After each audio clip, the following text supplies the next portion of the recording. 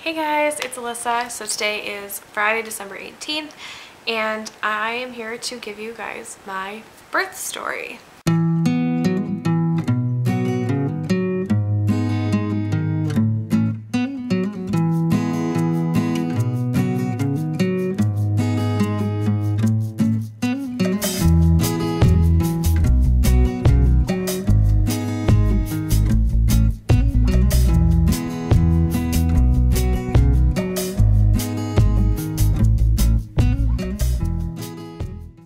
This video is probably going to be a little long because I obviously hadn't updated you guys in a long time.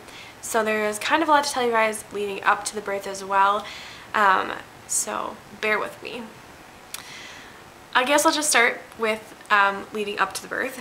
So in the month or so before I gave birth, I was feeling pretty good. Up until about week 30, 31, I was feeling great. I was having almost no symptoms. I didn't have heartburn happening. I wasn't feeling nauseous anymore. I really felt great. I had kind of a golden, probably a 3-week window where I just felt like a rock star. It was awesome. Somewhere around week 30, 31, I started to have some pretty annoying symptoms that started to pop up. So the first one was excruciating pain in my back. It was up between my shoulder blades, kind of from the base of my neck down to the bottom of my shoulder blades, in those muscles right around my shoulder blades and spine, and it was horrible. For about a week, I didn't sleep. Every time I tried to lay down, I couldn't get comfortable no matter what my husband did. He couldn't really make a dent in it. Tylenol barely touched it. It was terrible. I also had my heartburn come back and nausea come back. I actually threw up a couple times in that week. I really was just kind of starting to feel pretty pregnant and pretty miserable. My ankles and feet had started to swell by the end of the day. It just generally, I wasn't feeling great. On December 8th, we went in for our 32-week appointment, and I, of course, brought all these concerns to my doctor. And he wasn't super concerned at that time, except for the fact that I had trace amounts, at that appointment I had trace amounts of protein in my urine, just with the little dip strip test that they do. And my blood pressure was also slightly elevated. And he didn't like that, especially considering that that day I was not feeling super great. I just kind of didn't feel like myself. I sort of felt lethargic and kind of just off. So on December 8th, he sent me home from work, and he said it was time for me to start resting. And he debated at that time putting me on, house rest, or, basically telling me to be done working. He said he wasn't completely convinced, but he actually made an appointment for me to come back on Friday the 11th to see him again, just to recheck everything. So we went home. I went home that day on the 8th, and I just put my feet up and rested the rest of the day, and I felt a lot better by that night, and then the next day felt pretty good. So I went to work on the 9th of December, and for the majority of the day I felt pretty good, but after lunch I started to not feel good again. My back started to bother me. I was also having some pain under my sternum, kind of in the front of my ribs, and just didn't feel right again. I felt off and like something was kind of wrong. I also noticed that I was drinking a ton of water, but I wasn't urinating as much as I thought I should. And when I did urinate, it was darker, so it was like if I didn't know better, I would have thought that I was really dehydrated, but I was drinking a lot of water. So that felt weird to me too. So I ended up calling the OB office, and my doctor was out. The on-call doctor suggested I have someone check my blood pressure. Since I work in the hospital, that's pretty easy. And my blood pressure was really high. It was in like 170s over 90s. It was pretty high. So I called them back and told them what my blood pressure was, and they said to go home, that I was done working, to get off my feet, rest and relax, and that they would leave what I had told them for my doctor, and that he would be calling me in the morning to let me know what the plan was. So I came home, and I got home, got settled, and I got another call from the clinic The on-call doctor had looked at my visit summary from the day before, and she didn't like how much I had changed in a day. And she said, just based on what she had said, she decided, or what she saw, she decided that she was not comfortable with me at home and that I should go in. So I went into the hospital on the 9th, and they admitted me, and they decided they were going to hold me for 24 hours, and they were going to do some 24-hour monitoring, so watch my blood pressures for 24 hours, watch baby for 24 hours, and they were going to do a 24-hour urine collection, which basically they collect all your pee for an entire day, and then they see how much protein is in it. That's the best way for them to gauge how your body is handling preeclampsia. At this time they were saying that I had preeclampsia. So we got settled in. Honestly, that 24 hours wasn't terrible. They did steroid shots at that time, which are to help mature babies' lungs. They said just because I have preeclampsia, they like to get those done in the off chance that I did deliver early, which thank goodness that we got them done. So that's kind of what we did. For 24 hours, we hung out in the hospital, just took it easy. They monitored my blood pressures, they monitored my urine, all that stuff, and we just kind of watched. Things looked pretty good. Baby boy was doing amazing. They actually kept commenting that he tracked like a full-term baby, which was really good, that he had the perfect accelerations and decels when he was supposed to, and he was just doing great. I had no labor, which I'm sure some people are wondering about, but I had no labor, no contractions, nothing at all labor related. So after 24 hours, they basically said, things don't look terrible. My labs were kind of in the moderate range, where I had some levels that were higher than they liked, and my blood pressures were higher than they liked. So they basically said, you're done working, go home and put your feet up. And I had an appointment the next morning, so they were like, we'll double check in the morning. My doctor felt like, I could handle that 12 hours at home, and we would just kind of go from there. The next morning, on Friday the 11th, so I got discharged on the 10th at about 8 p.m. On the 11th at 10 a.m., 9 a.m., I think it was 9 a.m., we went in for a follow-up OB appointment to have a biophysical profile done, an NST done, to do a blood pressure check, and to do kind of general OB stuff. The biophysical profile took like 10 seconds. James did everything he was supposed to do really, really fast. He practiced breathing, he moved the appropriate number of times, she got all the measurements she needed. So that went really fast. Then we went upstairs and did the NST, which also went well. He was doing the right accelerations and decelerations, and I had no contractions. So that went really well.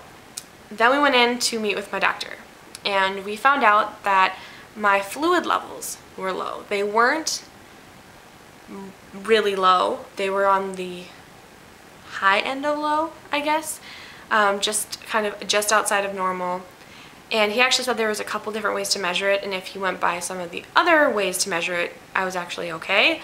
But my blood pressures were elevated, and that, with kind of what was going on with my fluid, he said he just didn't feel like I should go home, and that I needed to go over and be readmitted to the hospital. So right around 11 a.m.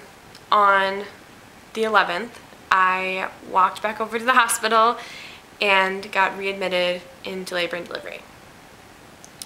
At this point, we're thinking we're there for another 24 hours of monitoring. They wanted to put me on IV fluids and try to get the fluid around baby built up, and they also wanted to monitor my lab work and see if things were changing, if they were changing quickly. So that's kind of what we did those next 12 hours until James was born. We watched. They put him on the monitor. I got my blood pressure checked all day. They monitored my labs. They kind of just watched and sort of waited and kind of were waiting to see if my body was going to do something or not. The first part of the day, it seemed like nothing was going to happen. I was just they were going to repeat the biophysical profile in the morning, and I was going to go home. Somewhere in the evening, late afternoon, some labs came back that they did not like. My levels had risen, and the on-call doctor said in her opinion, I would not be going home before a baby was born. So that was our first indication that things were going to be changing. At that point, I was still feeling really good. My back was bugging me some, and that rib pain had kind of come back. But otherwise, I felt fine. I didn't feel sick. I didn't feel overly lethargic. I didn't have any crazy swelling. Like, I really didn't feel sick. I just kind of was waiting. But that evening, I ate some dinner, and my back pain started to become uncontrollable. It's probably some of the worst pain I've ever felt in my entire life. It felt like from my neck to the bottom of my shoulders was made of concrete. I couldn't relax. There was no position that was comfortable. They ran, and it hurt so bad that I ended up throwing up. They ordered some emergency labs, and this was in the late evening, and the tone sort of changed. People started to seem more worried. The staff kind of seemed more worried, and I started to feel different. I all of a sudden started to feel sick. I felt tired and woozy, and I just felt bad. And at that point, I kind of knew things were taking a turn. I did not think I was going to be having a baby that day, but I thought for sure something's changing. They're putting me on medication. I'm on hospital bed rest. Like this, things are changing. Those stat labs came back, and they were really bad. In the few hours between lab draws, my uric acid levels had gone up by like 10,000, which is crazy. Basically, the lab work that they got back at that point told them that I was on the brink of total liver failure. My liver was totally shutting down, and so were my kidneys at that point. Essentially, my organs had turned off in the last couple of hours. That lab work came back right at the same time that I started throwing up pretty uncontrollably. And things kind of moved in an instant from there. I was in my room feeling really sick. The nurse came in. I looked at her and I said, "This feels like a bad sign." And she goes, "It's bad. You're going to be parents tonight. We are sending you in for an emergency C-section now." So they prepped me, which I think from the time that last lab work came back till when he was born was less than an hour. They prepped me. They got everything kind of together, and we went in for the C-section. Because I was throwing up and because my levels were so terrible, they could not do a spinal block on me, and my part of my blood work was platelet and hemoglobin, your blood levels, and they were terrible. I had like no blood, if that makes sense, I guess. My hemoglobin and platelet levels were tanked as well. So I had to go fully under anesthesia, which meant Tim could not be in the room. So I went back into the operating room. Man.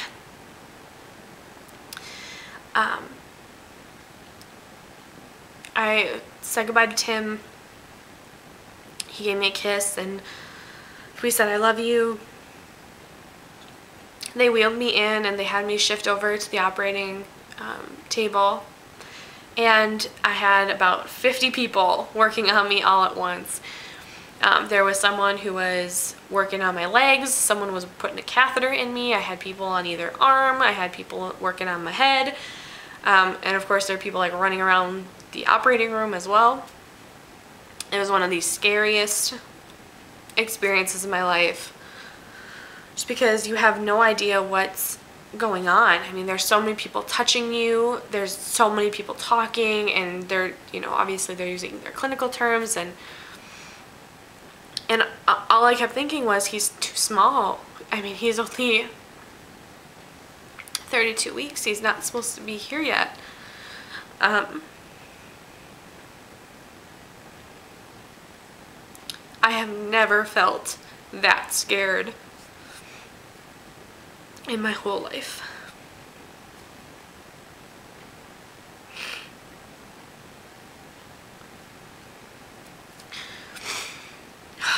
So they put the mask on me, and the anesthesiologist had me take some deep breaths, and I started to feel fuzzy. And the last thing I remember is I had nurses holding both my hands, and they both kind of squeezed my hands, and that's the last thing that I remember.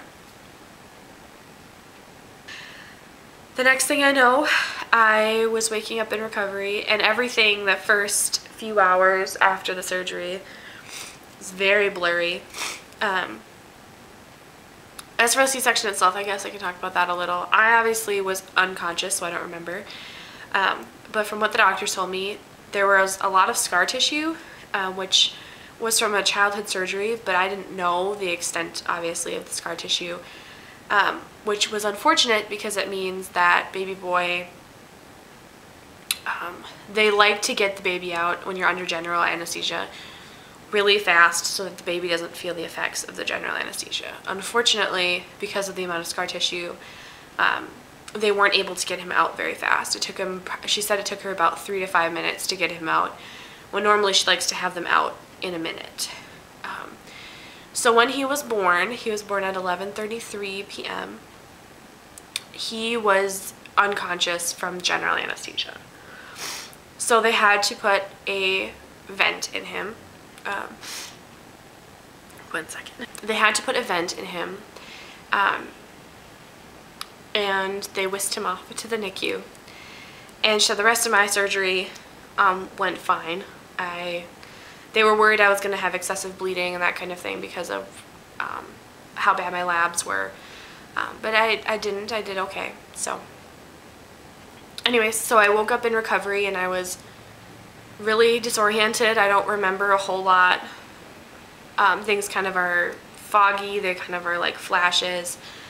Tim said the very first thing I said was, "Is he okay?"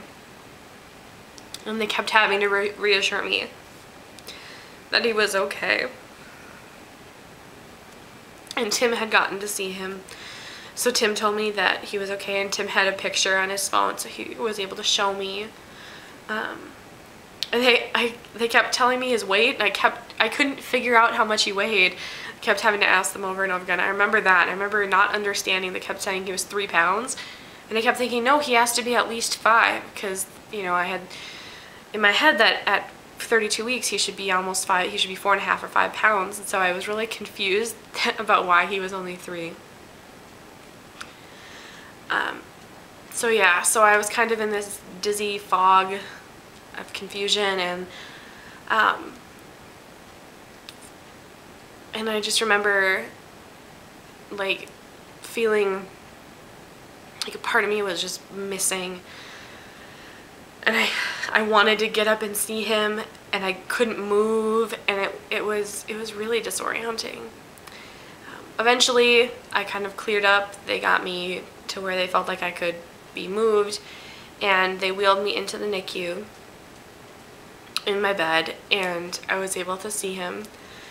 They were working on him a little bit at that time, so they positioned, he was in an incubator, so they positioned me at his feet, and I could just kind of see him. I couldn't touch him or anything like that, but I got to see him.